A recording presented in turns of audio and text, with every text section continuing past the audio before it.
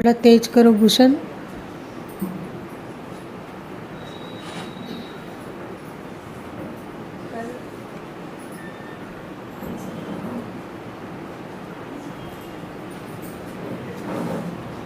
कल हम लोगों को सुनने का सौभाग्य प्राप्त हुआ कि हम लोगों को सद्गुरु माँ ने बहुत सा सौभाग्य दिया, सेवा का अवसर दिया कि सालों भर होली दिवाली का सा आनंद रहता है।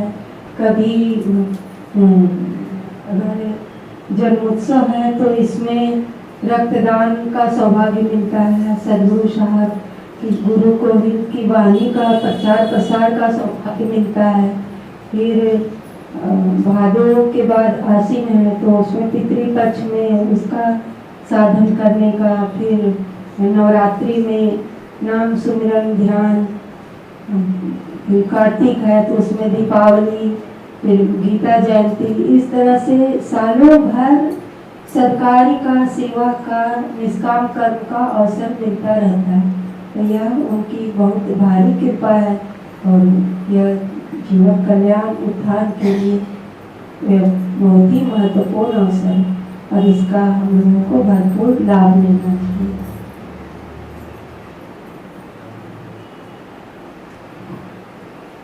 तत्पश्चात उसके बाद गुरुदेव जी ने जो है ओम के उच्चारण माइक लेकर बोलिए।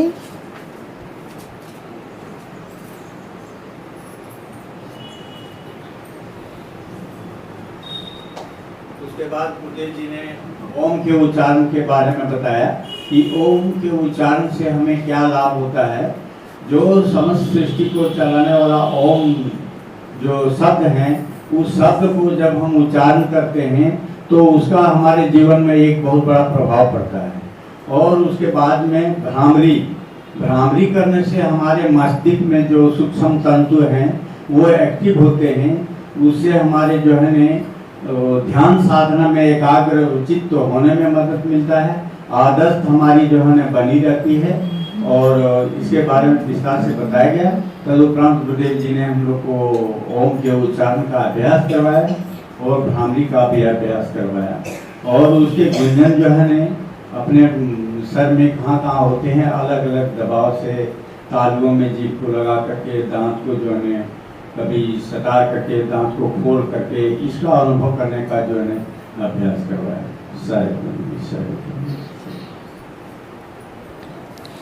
कल हम लोग ध्यान के बारे में श्रवण किए थे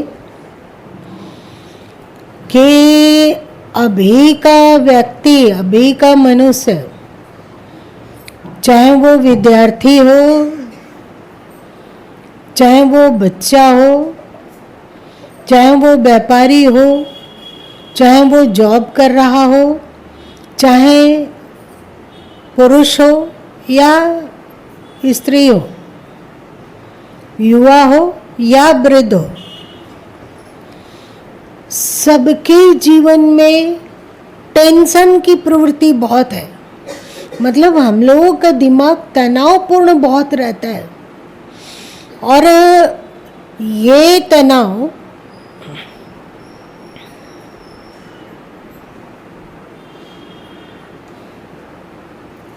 दिन दुनी रात चौगुनी बढ़ रही है।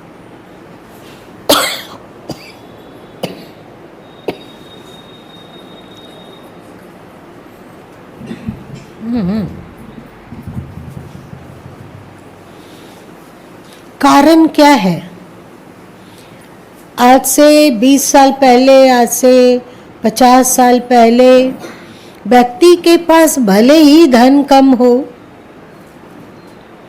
भले ही उसका जीवन संघर्ष में हो, छोटी छोटी आवश्यकता को पूरी करने के लिए सोचना पड़ता था। व्यक्ति के पास एक छोटा सा साइकिल हुआ करता था। साइकिल से बढ़कर फिर बाइक पे आया, 2 चक्का वाहन और दूसरा वो भी पहले लोगों के पास आया।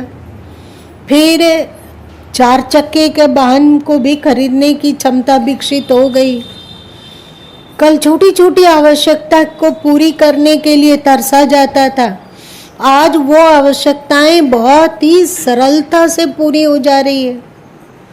पहले की तुलना में पढ़ाई लिखाई भी बहुत बढ़ा है। पहले के समय में बेटियां थी, आज से 50 साल पहले, यदि वो 10th क्लास मतलब मैट्रिक क्लास पास कर गई तो एक बहुत बड़ी बात थी। आज शिक्षा भी बहुत बढ़ा है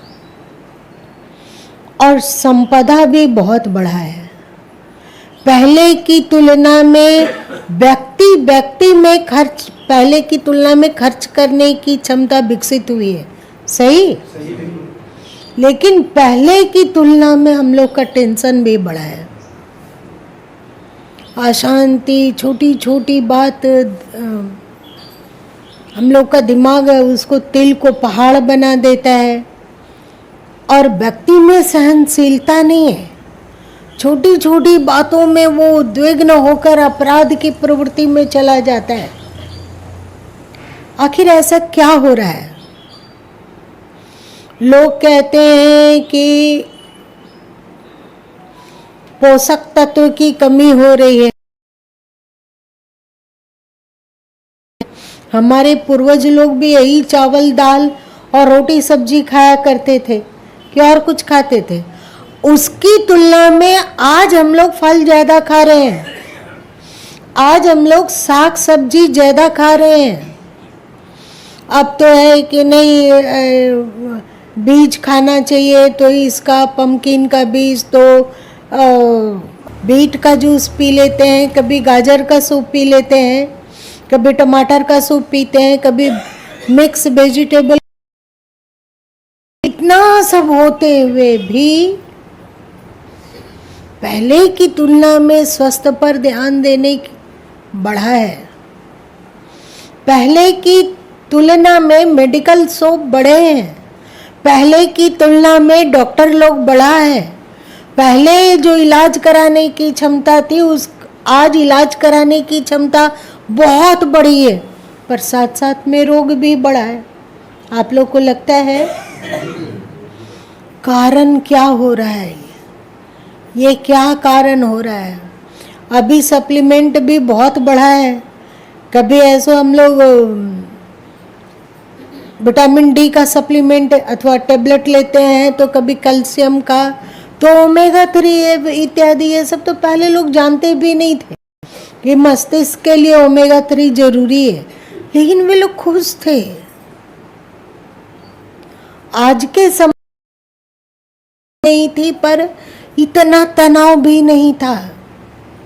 और छोटे छोटे बच्चे भी सहनशील नहीं हो पाते हैं। अगर दो गाड़ी आपस में थोड़ी सी रगड़ खा गई तो एक दूसरे को मारने पीटने को तैयार हो जाते हैं।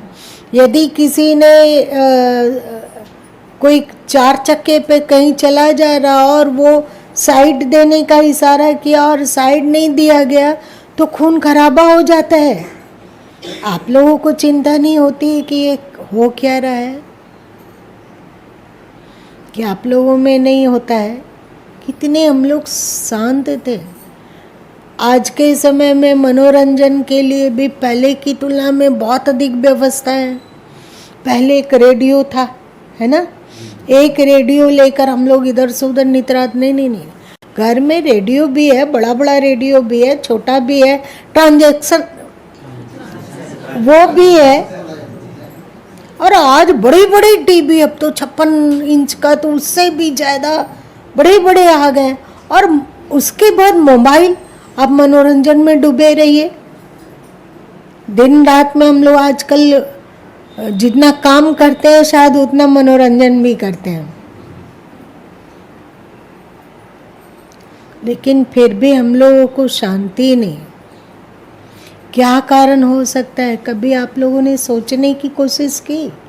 खान पान सुधरा, पौष्टिक भोजन ले रहे हैं, सब तरफ से अच्छा है, फिर टेंशन क्यों? हम लोगों का मस्तिष्क इस तरह का हार्मोन्स क्यों उगलने लगा? आज के समय में घर घर में फिल्टर है, फिर भी हम लोग प्रदूषित पानी पीते हैं और इन्फेक्शन लगते रहता है। लगता है कि नहीं? पहले लोग कुआं का पानी लाते थे, बस कपड़े से छान लिए और पीते थे, फिर भी वे लोग स्वस्थ थे। ये बहुत ही चिंता का विषय है। अभी हृदय रोग भी द्रुत गति से बढ़ रहा है। जितना हम लोग स्वास्थ्य पे ध्यान देते हैं उतना हृदय रोग द्रुत गति से बढ़ रहा है, ब्लड प्रेशर द्रुत गति से बढ़ रहा है, कैंसर द्रुत गति से बढ़ रहा है, जो बड़े बड़े रोग है, अस्थमा है, वो भी द्रुत गति से बढ़ रहा है। एक जिम्मा है, अजीब है, स्किन प्रॉब्लम है, वो भी बढ़ रहा है, आँखों का प्रॉब्लम है, वो भी बढ़ रहा है। और आप आज से 50 साल पहले जो सीनियर सिटीजन हैं और जिनको थोड़ी बहुत याद है अपने 50 साल पहले की बात, तो आज की तुलना में पहले लोगों के बाल बड़े बड़े होते थे, घने होते थे। बहनों का बाल कमर से नीचे तक हो जाता था और बाल खोल के चलने में एक अजब गौरव का अनुभव होता था।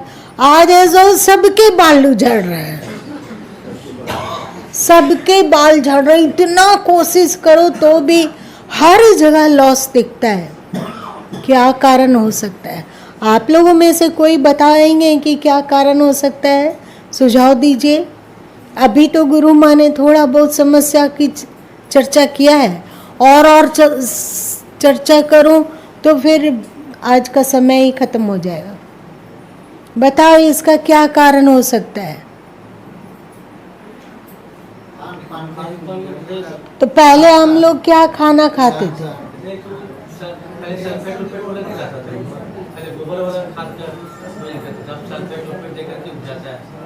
अच्छा चलिए, सल्फेट के कारण ये सब हो सकता हो। नर्व सिस्टम बिगड़ गया है। पहले ध्यान के द्वारा नर्व सिस्टम को शुद्ध किया जाता था, उससे रोग वगैरह कम होता। पहले की अपेक्षा प्रदूषण जो है बढ़ा है, सबसे पहला कारण भी यही है। शारीरिक श्रम एकदम छोड़ दिया है इसका। एकदम सही, सबको ही सही बोल रहे हैं।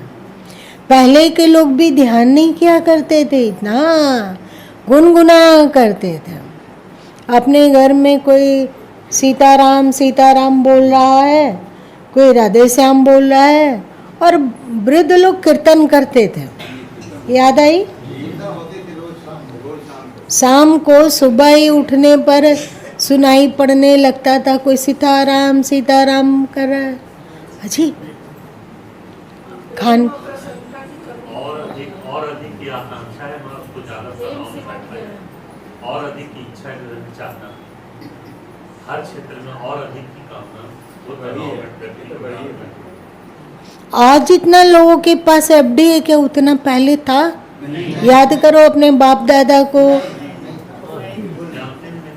फिर वे लोग इतने खुश थे, हम लोग इतने बेचारे क्यों बन गए? ये सही है कि हम खाद वाला भोजन खा रहे हैं, और वाहनों का भीड़ बढ़ने के कारण वातावरण में कार्बन डाइऑक्साइड बहुत उत्सर्जित हो रहा है। जितना हम बल्ब जलाते हैं, जितना एसी चला रहे हैं, पंखा चला रहे हैं, सब में कार्बन डाइऑक्साइड का उत्सर्जन है। पहले की तुलना में पौधे घटे हैं, जंगल बहुत घट गए। पहले की तुलना में आबादी बढ़ी है। क्या किया जाए? पहले तो 9 बच्चा 10 बच्चा 13 बच्चा होता था। अब तो जो है मात्र देखते हैं 2 बच्चा हम लोग का जाता है। एक बच्चा 2 बच्चा में जीने मरने वाली स्थिति आ जाती है, आईसीयू में भर्ती है। पेट खोल के बच्चा आया है बाहर, लेकिन वो आईसीयू में भर्ती हुआ। क्या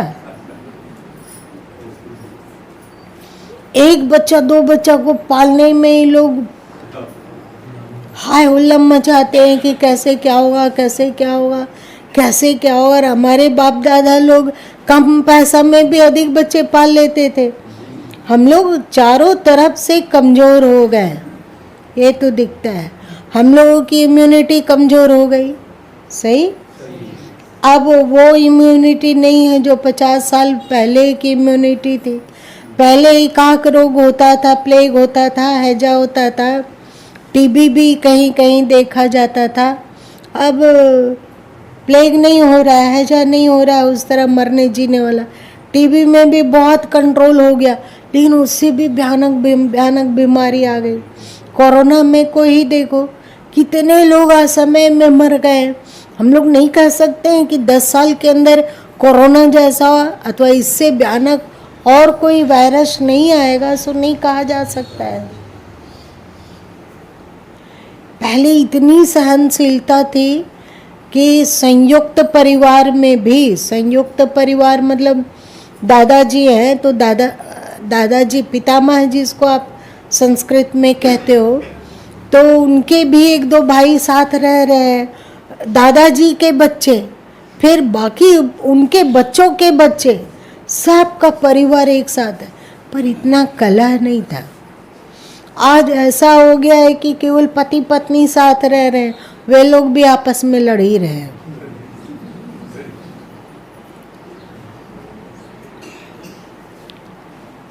कुछ तो है, हम लोगों का मस्तिष्क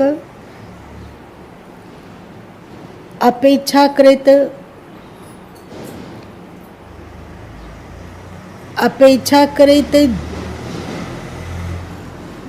सभी हार्मोन्स गलत जहर उगल रहे हैं।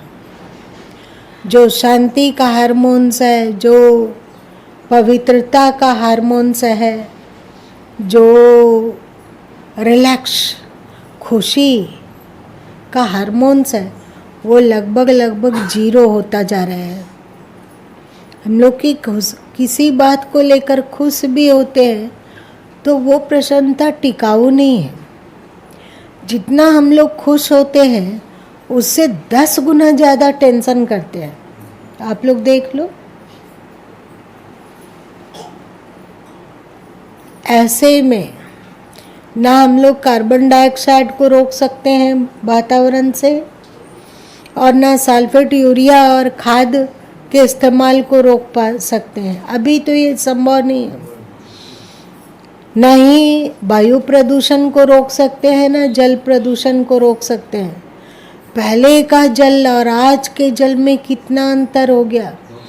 पहले का गंगा जल आप रखो तो उसकी क्वालिटी और आज की क्वालिटी में अंतर है।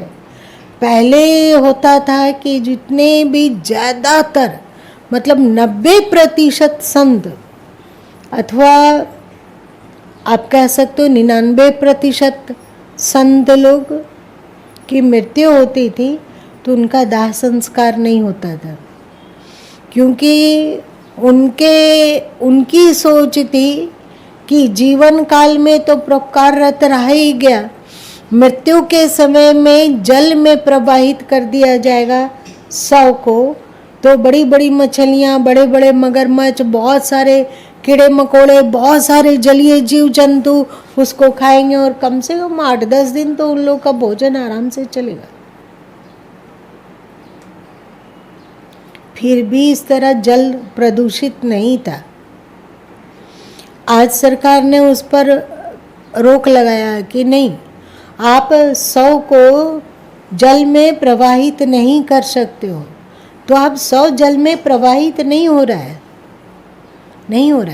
बहुत सारे संत दाह संस्कार को स्वीकार कर लिए, कुछ संतों का समाधि होता है, बाकी ज़्यादातर संतों ने दाह संस्कार को स्वीकार किया। फिर कैसे जल प्रदूषण बढ़ रहा है, कारखाने बढ़े, ये वो। ऐसा लगता है ना कि हम लोग जितना सुख का शोर मचा के नए चीज़ों को अपने जीवन से जोड़ते जा रहे हैं, हम लोगों का दुख, हम लोगों का तनाव, हम लोगों की असहनशीलता उतनी अधिक बढ़ती जा रही है।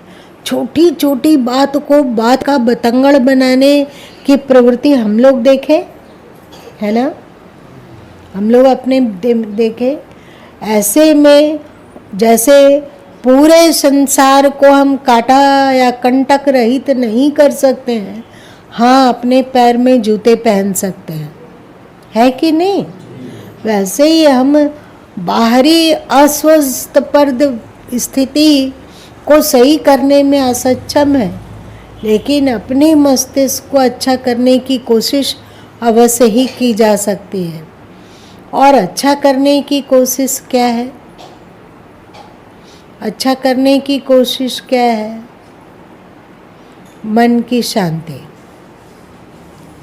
इसके लिए यदि हम सुमिरन करते हैं और यदि हम ध्यान करते हैं,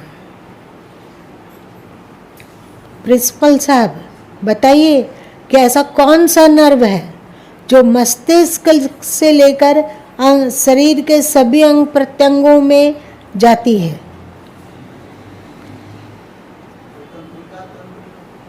क्या? तंत्रिका तंत्र न्यूरो सिस्टम। नहीं, और कुछ है, एक नाम है, आप उसको कल समझ के आइए। तो हमारे दिमाग से भी उस नर्व का नाम उतर रहा है।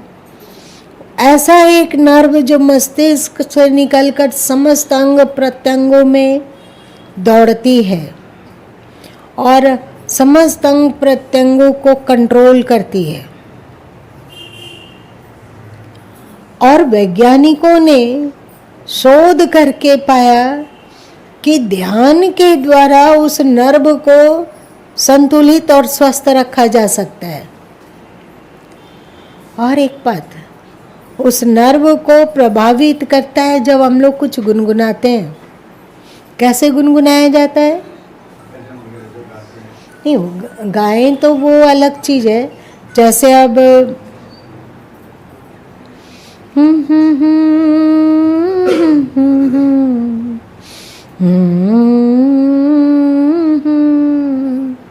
इसको कहते हैं गुनगुनाना। इसको आप हमिंग भी कह सकते हो।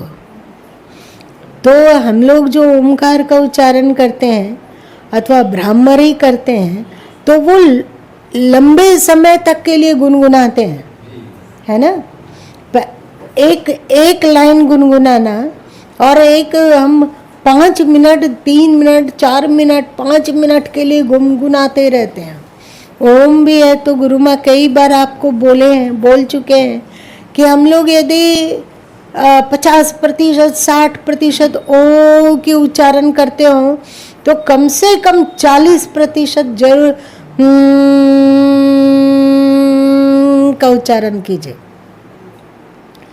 चाहे हम लोग जो भ्रामरी करते हैं तो भ्रामरी में तो केवल गुनगुनाना होता है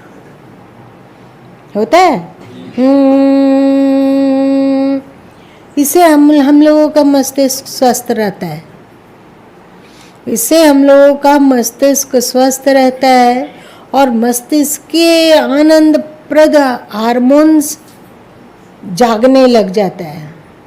अभी हम लोगों का भय का हार्मोन्स है। सोचो, छोटी छोटी बातों में आप लोगों को नहीं भय का अनुभव होता है? जरा सा प्रतिकूलता आती है तो लगता है कि कहीं ये बढ़ ना जाए, कहीं ये समस्या और अधिक ना हो जाए। भय आप लोगों को अनुभव है या नहीं? थोड़ी सी प्रतिकूलता होती है और अंदर धड़कन वड़कन तेज हो जाता है और दिमाग क्या, उसको तुरंत ही ब्लड प्रेशर लगता है कि हाँ थोड़ा थोड़ा बढ़ रहा है। तो उसमें वैज्ञानिकों ने शोध करके पाया कि भय की ग्रंथि ध्यान करने से, सुमिरन करने से और हमिंग करने से वो सिकुड़ती है। और प्रसन्नता के हार्मोन्स जो गुरु माँ कई बार बोल चुके हैं, सेरोटोनिन वगैरह, उसका रस स्त्राव हम लोगों के मस्तिष्क में बढ़ता है। और एक बात है कि हम लोग पहले शारीरिक श्रम बहुत किया करते थे और शारीरिक श्रम करने से क्या होता है, आप लोग को कुछ इसका अनुभव आप लोग बताएंगे?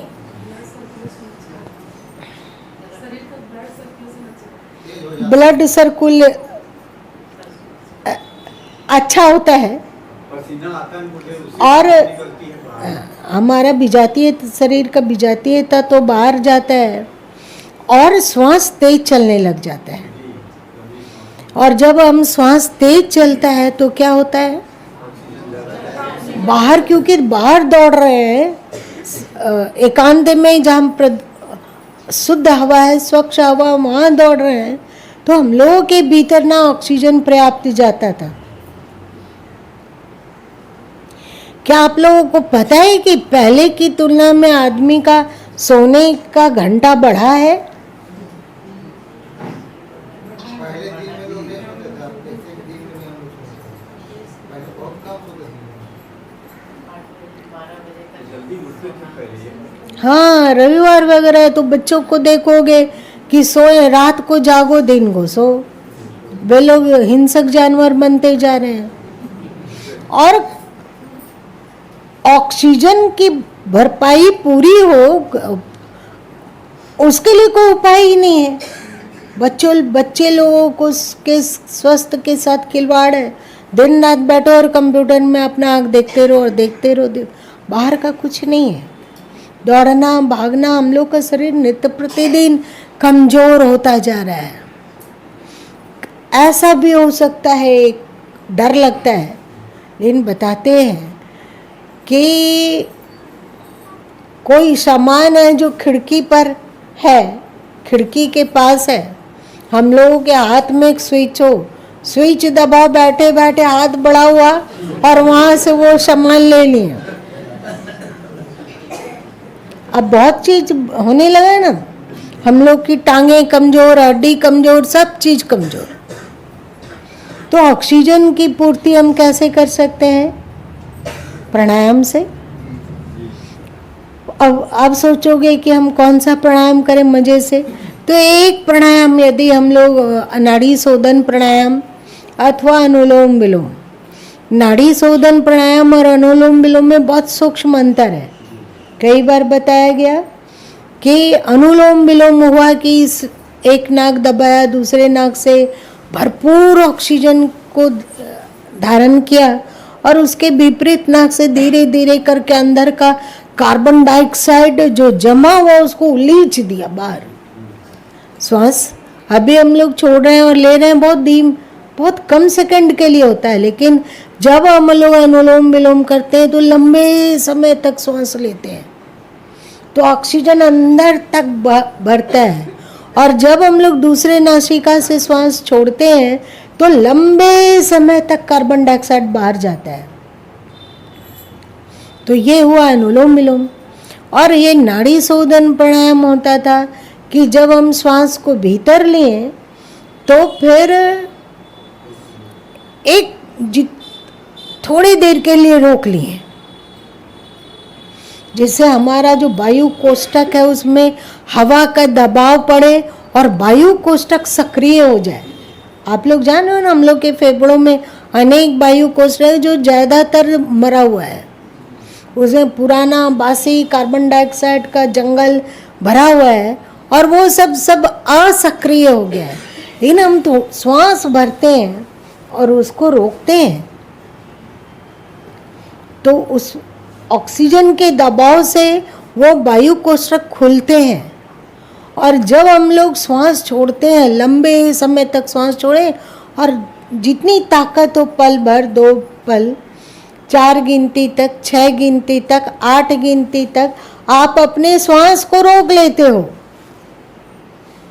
तो क्या होता है, अंदर में एक खालीपन बढ़ जाता है ना। और वहाँ पे उस खालीपन को बढ़ने के लिए चाहिए, वहाँ पर हवा चाहिए।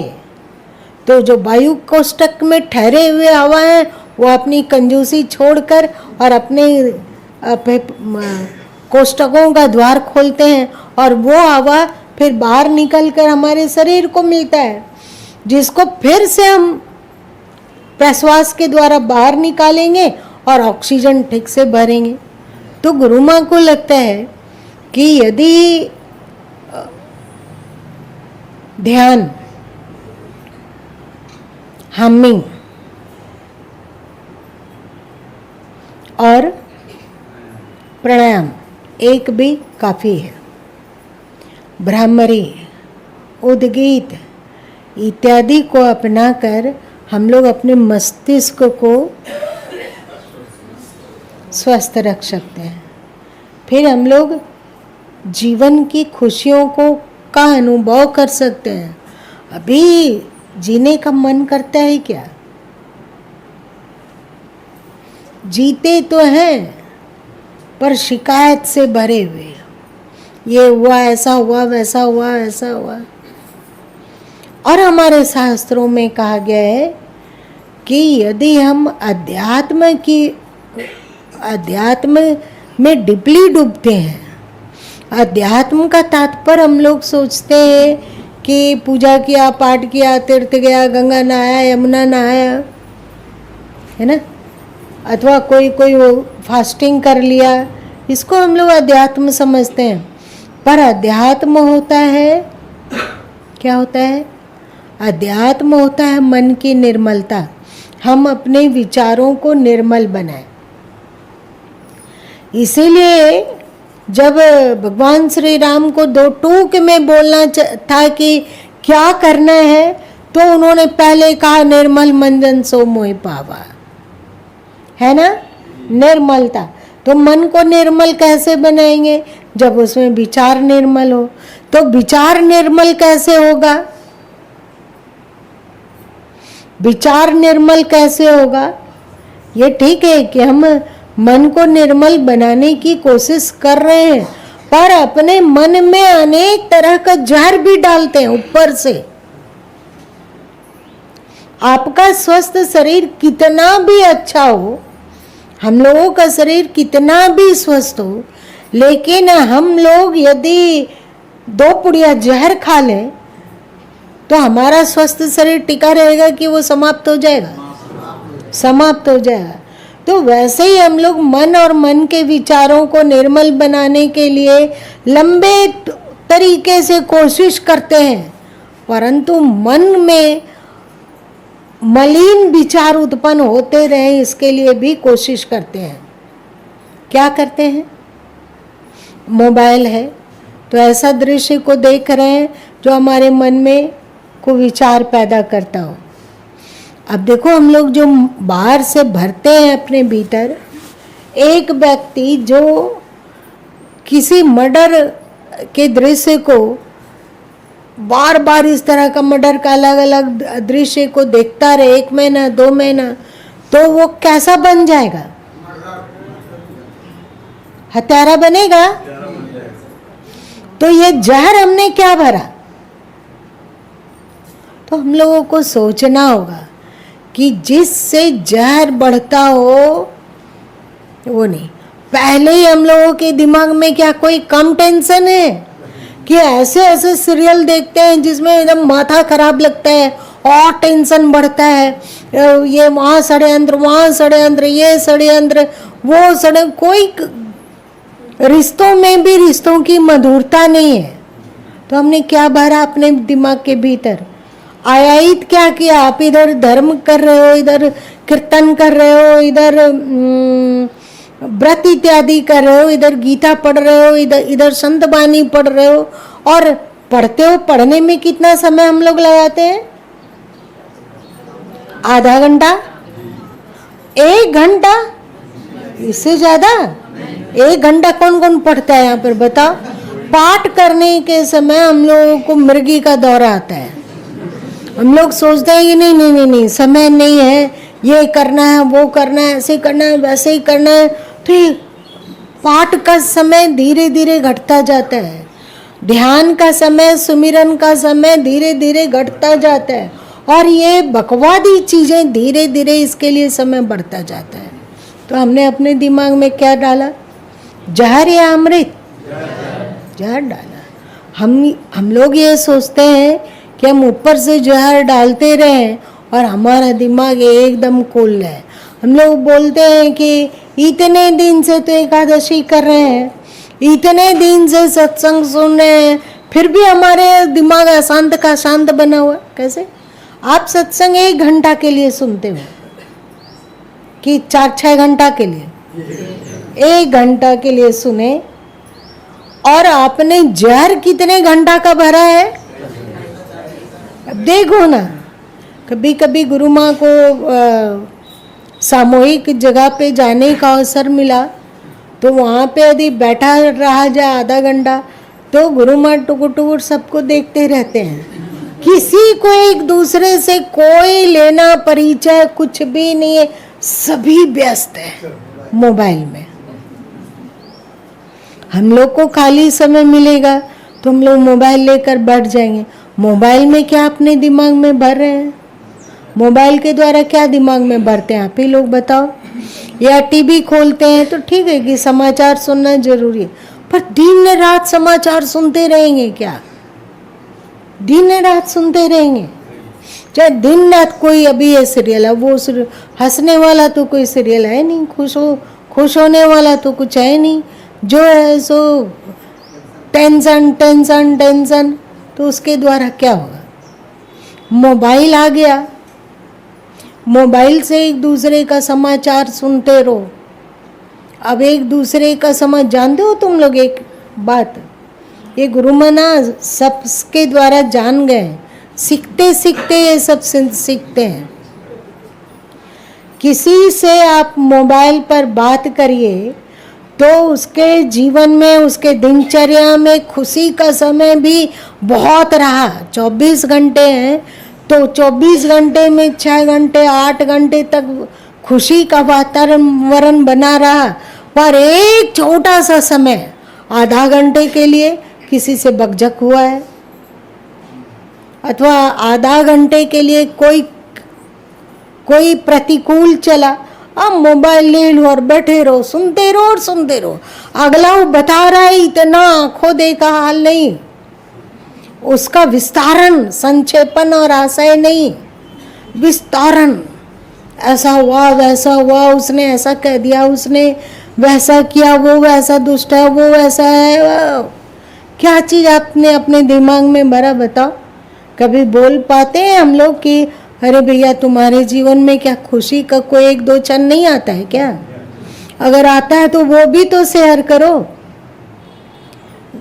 गुरुमा लोग ही हैं तो ऐसा नहीं है कि सबके जीवन में खुशी नहीं है, बहुत बहुत खुशी है, लेकिन गुरुमा तब याद आते हैं जब कोई दुखदाई बात सुनाने का हो। तो ये है कि संत लोगों के पास जैसे नेवला सांप से लड़ता है तो भी अपना बिल में रखा हुआ रहता है विषरोधी जड़ी।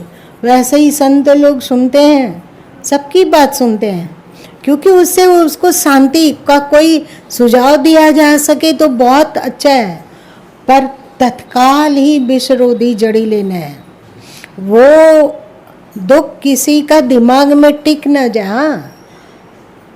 सद्गुरु अच्छा हो, भला हो, मंगल हो, सर्वे भवन्तु सुखिनः, सर्वे सन्तु निरामया, सब निरोग हो, पर दिमाग को यदि शांत नहीं रखा जाएगा तो अशांत लोगों का उपचार किया जा सकता है क्या?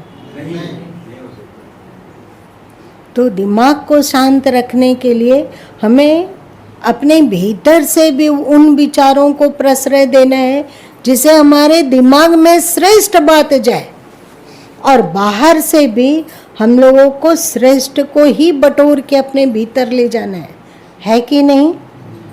आप श्रीमद् भगवद गीता पढ़ो अथवा कबीर बानी पढ़ो अथवा एक नॉवेल पढ़ो, दोनों एक ही जैसा मस्तिष्क बनाता है कि अलग कर देता है? तो कोशिश करो कि भीतर से भी नेगेटिव विचार ना उत्पन्न हो और हम बाहर से भी जहर को अपने भीतर ना भरें। हम लोगों के भीतर भी जहर उत्पन्न हो रहा है और हम बाहर से भी जहर भर रहे हैं, इसलिए भी हम लोग का चित्त अशांत है। ठीक है, इस अशांति को कैसे दूर करें? बाहर से नेगेटिविटी भरना बंद कर दो। अंदर में नेगेटिविटी का विचार उत्पन्न होता है तो उसे टिकने मत दो। ऐसा तो नहीं हो सकता है कि अभी हम लोग के भीतर में नकारात्मक विचार उत्पन्न ही ना हो, ये कठिन है, पर उसे टिकने मत दो। कोशिश करो कि पॉजिटिव करें, पॉजिटिव सोचें, श्रेष्ठ विचार, तो फिर धीरे धीरे हम लोग, हमारे पूर्वज लोग जितने प्रसन्न रहा करते थे और सहनशील होते थे, वो क्षमता हम लोग प्राप्त कर पाएंगे। हम लोगों की आयु तो पहले की तुलना में बढ़ी है, पर जीवन जीने की क्वालिटी का बहुत बहुत अधिक क्षरण हुआ है। आप लोगों ने जो सुना समझ में आ गई? अब हम लोग जितने भाई बहन हैं, जो भी सत्संगी हैं, वे तो ब्लड डोनेशन करते ही हैं यदि उनको शुगर इत्यादि ना हो तो। लेकिन केवल स्वयं करने से बात नहीं बनेगी। आप लोग कोशिश करो 5 जन को, 7 जन को, किसी किसी को प्रेरित करने के लिए। और आप जानते हो ना कि परोपकार अपने आप में एक पावरफुल चीज़ है ना। आप लोग जो देखते हो कि नहीं शनि है तो उसकी शांति के लिए क्या करना है, तो पंडित जी को 50,000 देना है, 35,000 देना है और उनसे शनि शांति पाठ करवाना है। किसी का केतु कड़क गड़बड़ है तो किसी का मंगल गड़बड़ है तो किसी का राहु गड़बड़ है, किसी का गुरु कमजोर है तो किसी का और कुछ है। लेकिन यदि हम लोग श्रेष्ठ कार्य करते रहते हैं, वो तो कल ही के सत्संग में गुरु माँ ने धन्यवाद दिया था सदगुरु सत्ता और परमात्मा को, जिस उन्होंने हम सबों को इतना इतना श्रेष्ठ कार्य करने का अवसर दिया है ना। इसीलिए कोशिश करो कि सब के सब 8 जन 10 जन ब्लड डोनर लोग को प्रोत्साहित करके और उनको अपने टीम में जोड़ें। जो सीनियर सिटीजन है उनके लिए ये थोड़ा और कर्तव्य बड़ा हो जाता है ना। मतलब जो स्वयं नहीं दे पा रहे हैं उनको चाहिए कि वो भी कोशिश करें। 10 से 12 15 तक भी करेंगे तो बहुत होता है। आसान है क्या 10 से 15 कर लेना? सीनियर सिटीजन कोशिश करो। और हम लोग एक सम्मानजनक रक्तदाता बने। जब हम लोग सम्मान तरीके से रक्तदाता बन के समाज को एक मैसेज देते हैं तो रक्तदान की प्रवृत्ति समाज में और ज़्यादा बढ़ती है और बढ़ने पर फिर रक्त की कमी से कोई इंसान नहीं मरेगा। यह ना कीमती बात। एक बाहर में एक अच्छा मैसेज देना। पता है पहले जब बहन लोग ब्लड नहीं देती थी तो गिरडी में ये था कि बहन लोग तो रक्त दे ही नहीं सकती है, केवल पुरुष लोग ही रक्तदान कर सकता है। और उसके बाद जब आप लोग करने लग गए, अरे कबीरयान मंदिर में बहन लोग दी, कितना दी? 20 दी, 20 बहन लोग दी। फिर हुआ कि नहीं अब की है जो बहन लोग 82 यूनिट रक्त, 82 यूनिट। और पिछले साल हुआ था 200 से ऊपर, 1 2 4 ऊपर। ये समझते हो आपने समाज में क्या मैसेज दिया है? अब बहनें निडर हो के रक्तदान कर पा रही है कि नहीं? तो उसके प्रेरणा स्रोत कौन बने? आप सब बने। तो आप लोग हेमोग्लोबिन आपकी कम हो ये तो बड़ी लज्जा की बात होगी, ये बहुत ही संकोच की बात होगी। अभी आप लोगों के पास समय, बहन लोग अपना रक्त ठीक करें। हेमोग्लोबिन का कम होना, आप लोग लंबा लंबा पल्लू लेके आना और घूंघट ऐसे करके खींच लेना, क्योंकि ये बहुत ही लज्जाजनक बात होगी कि कबीरयान मंदिर से जुड़ी बच्चियों में ब्लड की कमी हो गई।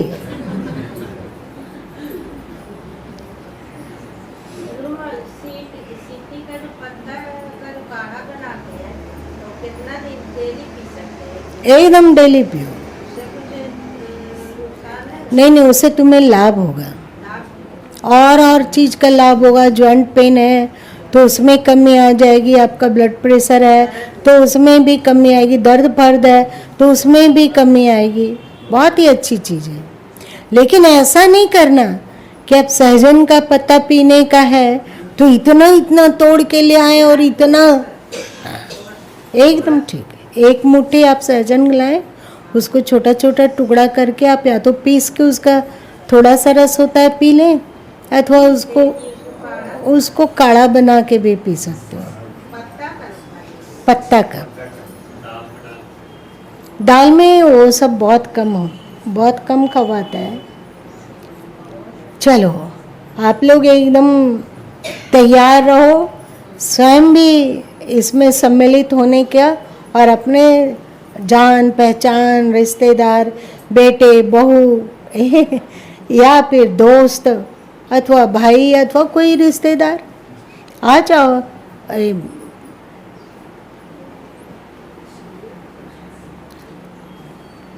तीज का पारण भी हो जाएगा, और तीज के पारण के बाद कुछ दान दिया जाता है ना, तो दान भी हो जाएगा, डबल फायदा है। लेकिन सबसे पहले आप सब अपना हेमोग्लोबिन ठीक कीजिए, और सबको ही कोशिश कीजिए कि हम अन्य लोगों को भी प्रेरित करें। ठीक है, आज इतना ही रहने दें।